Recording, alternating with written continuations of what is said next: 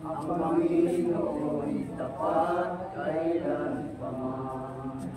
Yes, salamat. Sa ito, tayo ipangunahan sa nalangin. Tapakan natin ang Diyos. Palilinit ko.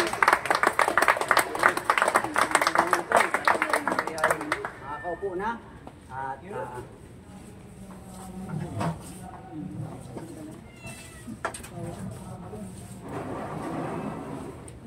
good morning. Good morning. God is good. All the time. God is good. Nag-pray naman na si Anong pakiramdam po? Sino nakakalam sa inyo na mula nung January hanggang ngayon ilang topic na tayo?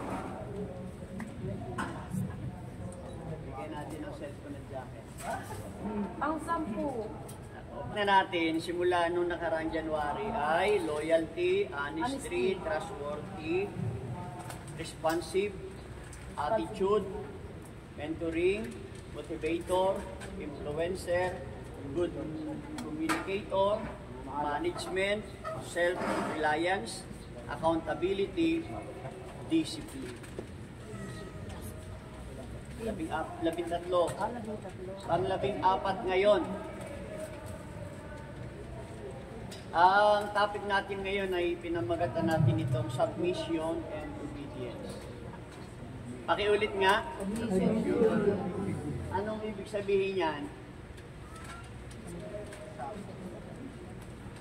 Pagsunod at pagpapasakop.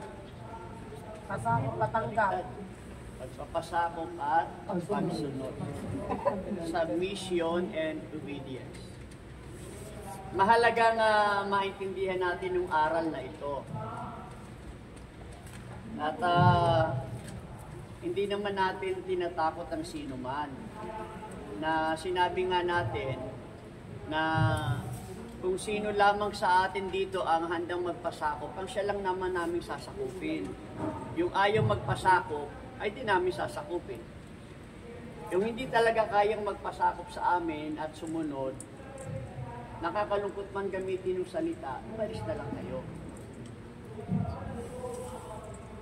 Masakit yun pakinggan, hindi magandang pakinggan. Pero yun talaga ang diin ng pamunuan ng marsyal. Ang sasakupin lang namin ay yung nagpapasakop sa amin. Ang uutusan namin ay yung nagpapasakop lang at handang sumunod sa amin. Ang mensahe natin ngayon ay, pakiulit nga, basahin muna natin ng mga ilang talata sa Ephesians chapter 5 verse 22-23. Ano yung ibig sabihin ng pagpapasakop at pagsunod? Chapter 2 o pangalawang kabanata, talata 13 hanggang 16. 1 Peter chapter 2 verse 13 to 16. Deuteronomy chapter 6 verse 4 to 6. Dinggin ninyo mga Israelita, si Yahweh lamang ang Diyos. Ibigin ninyo siya ng buong puso, kaluluwa at lakas. Ang mga utos niya'y itanim ninyo sa inyong isip. Yung verse 5, ibigin ninyo siya ng buong puso, kaluluwa at lakas. John chapter 14 verse 15. Kung iniibig ninyo ako, tutuparin ninyo ang aking mga utos. Kung iniibig daw natin talaga ang Panginoong Diyos, susundin natin yung kanyang mga ipinag-uutos. Simply i-analyze yan. Susunod ka kasi mahal mo ang Diyos. Romans chapter 6 verse 16. Roma 6 verse 16. Alam ninyong kapag kayo'y napailalim kanino man bilang alipin, alipin nga kayo ng inyong pinapanginoon, mga alipin ng kasalanan, at ang bunga nito'y kamatayan. o mga alipin ng Diyos, at ang bunga nito'y pagpapawalang sala. Pag alipin daw tayo ng kasalanan, pinapasunod tayo niya. Wala tayong kawala. Wala tayong pagtanggi. Dahil nasa ilalim tayo ng kasalanan. Kaya paulit-ulit tayong nagiging habitual na natin at nakakasanayan ang paggawa ng kasalanan dahil nasasakupan tayo nito. Wawalang sala kanya sa Diyos, patatawarin kayo. Kasi alam naman natin, kapag tayo ay pinatawad ng Diyos, unang magiging benefits niya, yung kaluluwa mo, maliligtas. Yung sinasabing taas noo kahit kanino, nakaharap ka kahit kanino, sabihin nun, malaya ang kalooban mo, wala kang pangamba, wala kang pinangingilagan, wala kang pinakatakutan, kasi pinatawad ka na. Yung mga tao hindi nakaranas ng total yung pagpapatawad, laging pasawayan. Pero yung nakaranas talaga ng pagpapatawad, talagang kahit hindi mo kinakailangan na magpakabuti dahil may Diyos na gagawa niyan. Magiging mabuti tayo dahil sakop tayo ng Diyos na mabuti. Umpisa na tayo. Submission and obedience. Pagpapasakop at pagsunod. Umpisahan natin. Ang mensahe na sa mga namumuno sa ministry at sa marsyal ni Yahweh El Shaddai, dapat ang mga tagapaglingkod ay marunong magpasakop at sumunod. Ito ay nagpapahiwatig ng isang mahalagang prinsipyo sa pamumuno at paglilingkod sa ministry bilang mga marsyal. Ang pagpapasakop ay tumutukoy sa pagtanggap ng otoridad. Anong ibig sabihin ng pagpapasakop? Pagtanggap ng otoridad. Ibig sabihin ng pagtanggap, anuman yan, tinatanggap mo yan. Yan ang ibig sabihin ng pagpapasakop. Tulad ng mga nasa posisyon ng pamumuno, katulad din ng mga magulang o mga asawa. Magulang, kung sino yung mga anak, pasakop sa magulang. Sa asawa naman, kung papaano nagpapasakop ang babae sa Diyos, magpasakop din siya sa kanyang asawang lalaki. Ang pagsunod naman ay tumutukoy sa pagsunod sa mga batas at utos ng Diyos. Narito ang ibig sabihin ng bawat bahagi. Una, sa mga namumuno sa ministry ng Diyos. Pakiulit. Sa mga namumuno sa ministry ng Diyos. To those who lead God's ministry. Ito ay tumutukoy sa mga pastor. Ang tunay po na pastor ay pari. Amen. Hindi pwedeng magpastor ang pastor kung hindi siya pari.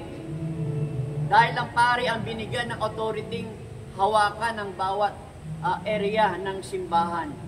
Sila yung binigyan ng authority na maghawak ng grupo, ng dami ng tao.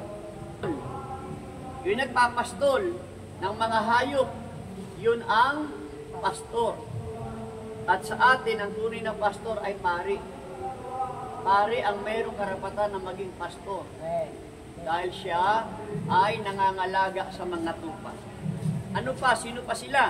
Mga elder, mga namumuno sa marsyal, at maging deacon, at iba pang mga leader na may tungkulin sa ministry. Ulitin ko narito yung ibig sabihin ng bawat bahagi. Ang una, sa mga namumuno sa ministry ng Diyos. Pangalawa, dapat ang mga tagapaglingkod ay marunong magpasakop at sumunod. Pakiulit po. Pasakop at sumunod. Ulitin ko. Pangalawa, dapat ang mga tagapaglingkod ay marunong magpasakop at sumunod. Pakiulit po. Dapat ang mga tagapaglingkod ay marunong magpasakop at sumunod. Pakiulit. Dapat ang mga Marunong pasakop at sumunod.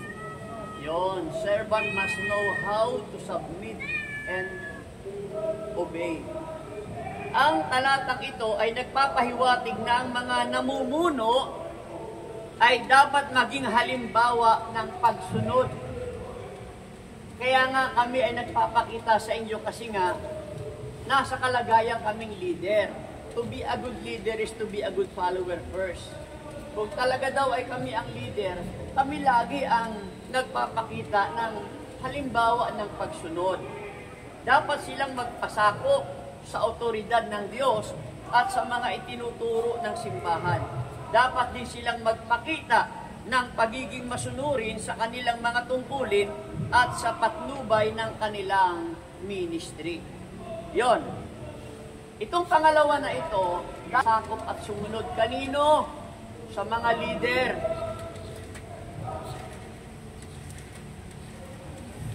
Nagiging halimbawa sila ng pagsunod. At yun ay ginagawa ng mga tagapaglingkod, sino man ang kanilang leader. Ano yung aral nito? Ano po yung aral ng ating tinatalakay ngayon? Submission and obedience. Pagpapasakop at pagsunod. Para bagang kung bibigay natin ng halimbawa, yung pagpapasakop, yung ginagawa ninyong pagbibless, hindi sa hinahanap namin na mag-bless kayo. Pero sa gisag kasi ng pagpapasakop ang pagbibless. At kami, nakatitiya kami, sino nga ba yung taong malapit sa amin? Ayun, nagbibless. Kumbaga sa mga sundalo, sino ba yung gumagalang sa mga leader? Ay, yung sumasaludo. Sino ang sinasaluduhan ng mga natasakupan? Ay, yung leader. Sa atin, hindi naman natin dinadala yung pagiging salot. Bagamat kami ay army, pero nasa spiritual kasi tayo. Kaya okay din yung approach na mag-bless din, nakatitig ka. Iba yung dating nun sa mga namumuno. Iba yung dating nun. Hindi pa kayo nagpapakilala ng lubusan, nakikita na namin ang dungaw kung anong pag-uugali meron ng isang tao. Sa kanya pala na panlabas na pagkilos. Pwede mo nang mabungaran kung sino yung taong ito. Bakit siya nagbe-bless at nagmamano o bumabati, hindi nila pinapalagpas yung mga leader na nakikita nila. Kaya kapag may leader na nakita na pero hindi ginibo, alam namin ibig sabihin nun, hindi namin sakop yan. Kasi kung sakop namin yan, kikilalanin kami yan. Bakit kami hindi kinikibo? Hindi siya nagpapasakop sa amin. Kaya kung hindi namin siya sakop, hindi naman namin siya sasakupin. Yun yun. Kung sino lamang ang nagpapasakop sa amin, ang siya namin sinasakop. At diba, kung sino rito yung inuutusan mo, ay malapit sa nag-uutos yun. Kasi hindi naman niya uutusan yung iba eh. Sino yung inuutosan ng mga leader? Ay di yung malapit sa leader. At yung nakikilala ng leader yung ugali ng tao. Tignan po natin yung aral nito. Una, mahalaga ang pamumuno. Pakiulit. mahalaga ang pamumuno. Leadership is important. Ang pamumuno ay isang mahalagang tungkulin sa marsyal. Ang mga namumuno ay may responsibilidad na magturo, mag-alaga. Ito, dalawa kami. Ito yung function namin ni Brother Sam. Ako nagtuturo, siya yung nag-aalaga. Ang trabaho daw po ng leader, nagtuturo at nag-aalaga. At nangunguna. Yon yung kay Sam. Nangunguna siya at nag-aalaga. Ang sa akin naman ay nagtuturo. At nangunguna sa mga miyembro ng marsyal. Ulitin ko yung aral ng binibigyan natin ng diin itong talakayan na ito, pagpapasakop at pagsunod, ang aral dito ay naroroon sa pamumuno. Yun yung aral, mahalaga ang pamumuno. Dahil ang namumuno ang siyang nagpapakita kung ano yung dapat sundin o sundan ng mga nasasakupan. Pangalawang aral nito, yung pagiging masunurin. Pakiulit po. Ang pagiging masunurin ay isang mahalagang katangian ng isang tagapaglingkod. Paglilingkod. Ang ugali daw ng mga tagapaglingkod, mga kapatid, ay marunong sumunod. Dapat tayo magpasakop sa otoridad ng Diyos at sa mga itinuturo ng ministry. Ulitin ko yung pangalawang aral dito sa submission and obedience, yung pagiging masunurin. Ang pagiging masunurin ay isang mahalagang katangian ng isang tagapaglingkod. Dapat itong magpasakop sa kapangyarihan ng Diyos at sa mga itinuturo ng ministry. Pangatlo, halimbawa. Pakiulit. Halimbawa. Yan, good example. Ang mga namumuno ay dapat maging halimbawa ng pagiging masunurin.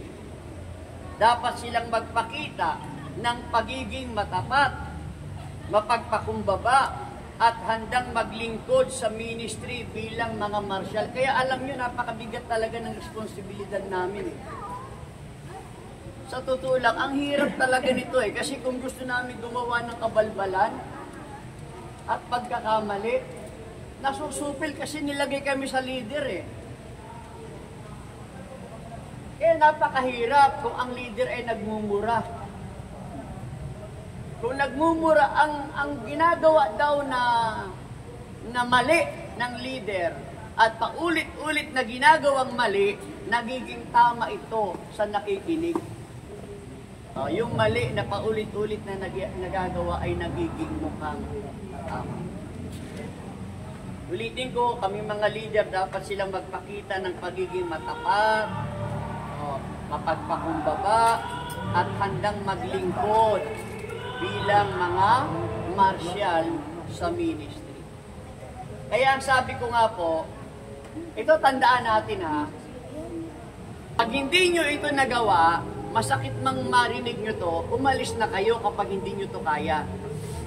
Opo, tatapatin po namin kayo, umalis na kayo kung hindi ninyo ito kaya, yung tatlo na ito. Hindi namin kayo tinatakot. Totoo to, umalis na kayo kapag hindi nyo ito kaya. Unang magmahalan. Pag hindi mo kayang mahalin ang kasama mo, umalis ka na. Umalis ka. Kasi pabigat ka lang dito Lagi kang pasaway dito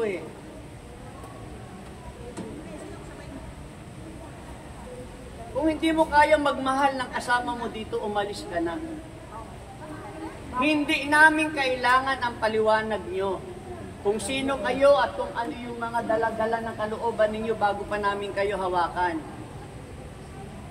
Hindi importante at mahalaga sa amin kung ano yung dahilan nyo. Basta ang pinatutupad dito, magmahalan kayo. Pag di nyo po kaya yan, umalis na lang kayo. I love you all.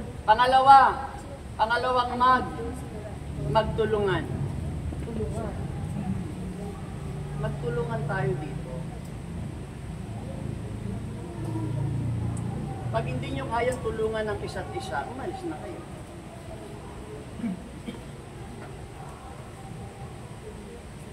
Magtulungan tayo. Huwag kayong pumili na tutulungan nyo. Huwag kayong pipili ng gusto ninyong tulungan. Tulungan ninyo ang lahat. Tulungan ninyo ang bawat isa, lalo na yung taong lumalapit sa inyo. Pangatlo, pag hindi nyo kaya ito, umalis na lang kayo. Ano yung pangatlo? Magpatawad. Magkaisa. Ay, magkaisa. Sorry.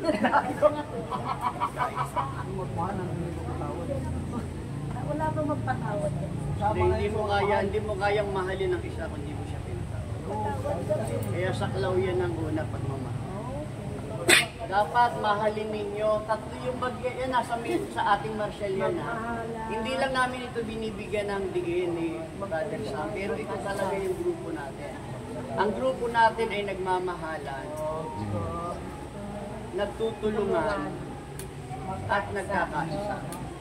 Pag hindi nyo po kaya yan, masakit po itong marinig. Umalis na lang kayo. Umalis na lang po. Pag hindi nyo kaya mahalin ng isa, nakasama nyo rito, umalis na kayo. Pag hindi nyo kaya tulungan ng isa't isa, umalis na kayo. Pag hindi ninyo kayang magkaisa, umalis na kayo. Hindi namin kayo pinapaalis. Ang sabi lang namin dito, kung hindi ninyo ito gagawin, umalis na kayo. Tapos na yung pagliligawan, tapos na namin kayo niligawan, naka-isang taon na tayo. Nakisama na kami sa inyo ng maraming beses at inalam na namin ang status ng bawat individual. Nakilala na namin kayo. Dahil narinig na namin kung ano-ano ang mga dahilan ng bawat isa. Tapos na namin kayong maramdaman, mapakinggan at mapakisamahan. Ngayon naman, kami naman ang bibiin sa inyo. Darating tayo sa sukdulan na ang matitira ayun talaga ang matibay. Yung matitira, yun talaga ang tinawag. Hindi po namin kayo hinahangad na paalisin. Dahil paulit-ulit namin sinasabi sa inyo, wala kaming aalisin. Dahil gusto namin magkakasama tayo. Kaya lang kung hindi ninyo kaya ang magmahal, ang tumulong at makiisa, umalis na lang kayo. Dahil ituturing namin kayong pabigat at problema dito. Ang tanong, kaya nyo ba? Kaya. Hindi ba kaya naman? Kaya. Hindi po namin hangad na maging importante kami sa inyo. Kasi tinuturo natin dito yung tamang attitude bilang mga naglilingkod sa Diyos. Ay, naglilingkod tayo sa Diyos eh. Respeto kayo sa mga leader. Amen? Amen. Ay, kung kayo din naman ang malagay dito, ganun din naman ang gagawin namin. Ganun lang yon. Magpasakop at sumunod.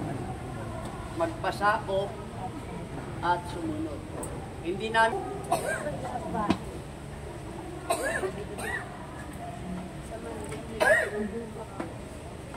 Bigay tayo kay Pagkano. Sa pagtatapos, ang mensahe kong ito ay nagpapaalaala sa atin na ang pamumuno at paglilingkod sa ministry ay bilang mga marsyal ay dapat na batay sa pagsunod at pagiging masunuri. Dapat tayong magtiwala sa Diyos at sa Kanyang mga utos, magsikap na mamuhay ng naaayon sa Kanyang salita. Kaya dito po, inaalagaan namin kayo sa salita. At ako din naman nag-aaral po talaga. Hindi po ako magbibigay sa inyo ng mga simpleng pangangaral lang na idadaan ko sa pasigaw-sigaw, dadaan ko sa mga pakwento-kwento, pero wala namang laman.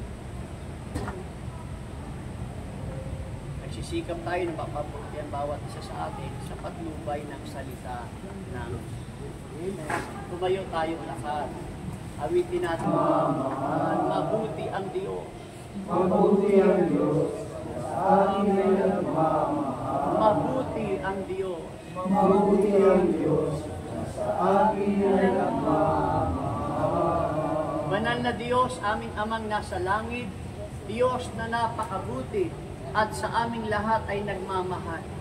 Sa pangalan ni Jesucristo, Salamat, Panginoon, sa aral na patuloy mong sa amin ay ibinibigay. Naniniwala kami, Panginoon, na walang huhubog sa amin, kundi sa pamamagitan ng iyong aral, ng iyong mga salita.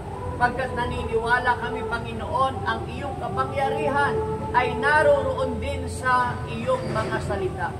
Kung papaanong ang balaraw ay magkabilang talim, ay tumatagos, maging sa buto at laman at kasukasuan, walang matigas na tao kung pakikinggan ang iyong mga salita.